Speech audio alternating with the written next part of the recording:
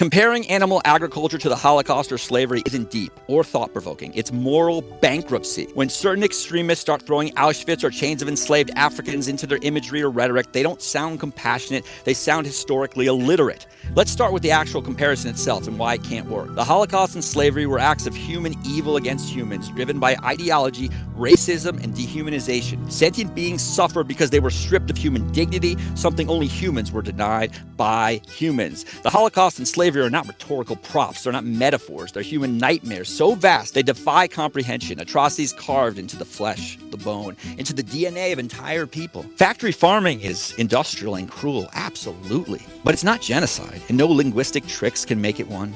Equating them doesn't elevate animal suffering, it cheapens human tragedy. While factory farming raises real ethical concern, it fundamentally differs from historical atrocities in moral category, intent, context, and victimhood. Historical genocides like the Holocaust involved deliberate and systematic targeting of human populations based on ethnicity, religion, or political identity with the goal of eradicating them from existence. Animal agriculture, even when inhumane at scale, operates from a premise of animal use for food, not from an ideological plan to eradicate an entire sentient species out of hatred, bigotry, or supremacist ideology. Mainstream moral philosophy and international human rights frameworks treat human-directed mass killings as uniquely egregious because humans possess complex self-awareness, higher-order reasoning, cultural continuity, and moral agency.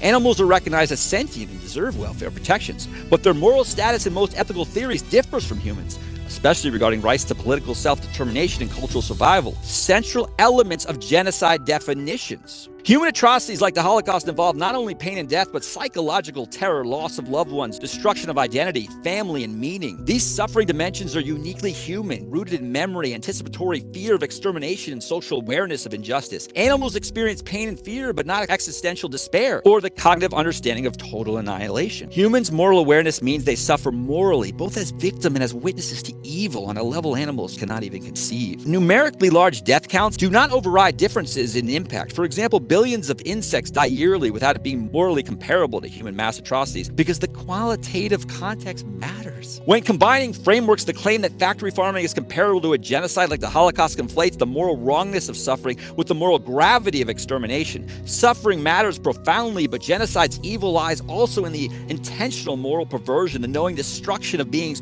who share moral reason and agency. Animal cruelty deserves condemnation, but calling it the Holocaust a Holocaust is not only philosophically defective, but historically insensitive. And let's talk about offense. Those analogies don't just spark outrage, they stab at old wounds. To Jewish communities who still carry the generational trauma of gas chambers and ghettos, to African Americans still grappling with the legacy of enslavement and systematic racism, these comparisons are salt poured in ancestral scars. You don't get to wear someone else's genocide as a costume for your activism. You don't get to recycle human atrocity for your cause, however moral your cause may be. That's not advocacy, that's exploitation. The Holocaust was not a metaphor, it was a crematoria cooking the remains of families into the sky. It was train cars packed so tight that children suffocated standing up. It was mothers clutching infants who would never see morning. You think showing a slaughterhouse image next to that is brave? It's grotesque. It's historical vandalism. It's Holocaust denial dressed up as activism, because every time you equate something else to Auschwitz, you make Auschwitz smaller and smaller and smaller and smaller. And slavery, that wasn't ownership or forced labor. It was centuries-long annihilation of language, kinship, and identity. Whole bloodlines erased, souls crushed, generation after generation, fuel for an empire that built its wealth on stolen lives. When you compare that to being non-vegan, you're not showing empathy. You're proving you don't understand horror or history. Every time you say this is like the Holocaust, you shrink it.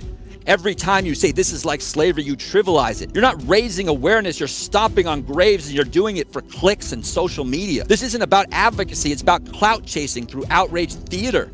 Equating the Holocaust to animal agriculture diminishes the singular historical horror of the Holocaust by recasting it as a metaphor for other evils, precisely what Holocaust scholars and many Jewish survivors warn against. As Yad Vashem and Israel's Holocaust memorial institutions have empathized, analogies that place human genocide on the same moral plane as animal treatment slide into reductivism. The Holocaust, as a symbol, carries immense religious, cultural and historical weight to instrumentalize it, even for moral causes, appropriate sacred memory for political or ethical ends. When extremist vegans use Holocaust or slavery imagery, they don't just insult history, they hand ammunition to every critic who calls them extremist, detached, or anti-human. They torpedo their own movement because here's the truth. This kind of moral grandstanding doesn't win people on the fence. It pushes people away objectively. People who might have listened, who might have changed, turn off your podcast, your stream, your YouTube video. The entire cause. You're not converting anyone. You're convincing the world that veganism is led by moral contortionists who trample human graves to make a headline. Every Holocaust or slavery analogy is a match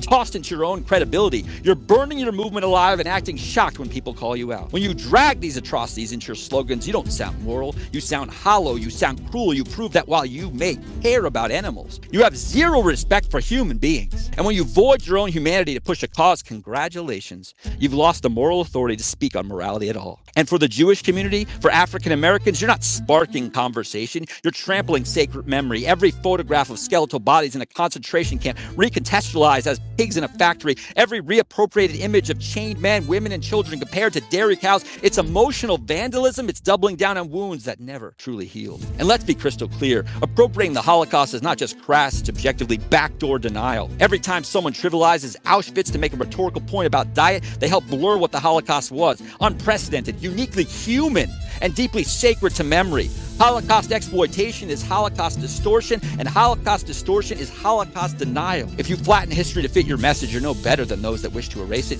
You are and will always be a Holocaust denier. So to all you self-anointed prophets of purity, here's your truth bomb. You don't speak for the voiceless. You trample the voices of the murdered. You're not the conscience of society. You're its corrosion. You don't wake people up. You numb them. You weaponized pity. You called it passion. You've hijacked real suffering, twisted it into your smug, pretentious ego trip, and set the bar for moral bankruptcy. Congratulations. You didn't save a single animal, but you buried your own humanity. You're not oppressed crusaders. You're moral exhibitionists, mistaking disgust for death. You're not the voice of the voiceless. You're the poster child for moral narcissism. You don't speak for morality. You hide behind it because it's the only place your logic survives.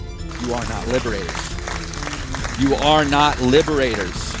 You are looters of humanity's deepest wounds. Your lies end here. Your theft ends here. You're a cancer on the vegan cause. Everyone with a shred of integrity should walk away forever.